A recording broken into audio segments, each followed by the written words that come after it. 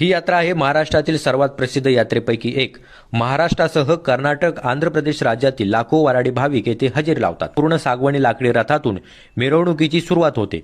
ही मिरवणूक प्रथम मंदिराकडे जाते। देवाची आरती झाल्यानंतर प्रमुख मानकरी खंडोबा आणि माळसा देवाचे मुखवटे बोटाला बांधतात आणि रथात बसतात आणि सर्व मानाचे गाडे मानकरी यांच्यासह मिरवणूक बोहल्याकडे निघते। या यात्रेत अनेक गावातून कावडी वाजत गाजत आणल्या जातात।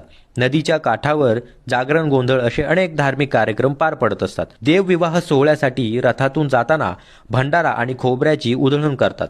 भंडारा खोबऱ्याच्या उधळणीमुळे सूर्यास्ताच्या किरणांनी विवाहाच्या बोहल्यासह पालनगरी सोन्याची नगरी होऊन जाते। पौष महिन्यात मृग नक्षत्रात गोरज मुहूर्तावर तारळी नदीचा वाळवंट पार करून खंडोबा देव आणि माळसा यांचा विवाह सोहळा लाखो भाविकांच्या उपस्थितीत पार पडतो। अशी ही प्रसिद्ध यात्रा आहे सातारा जिल्ह्यातील श्री क्षेत्र पालखंडोबा आणि माळसा देवी यांच्या लग्न सोहळ्याची। येळकोट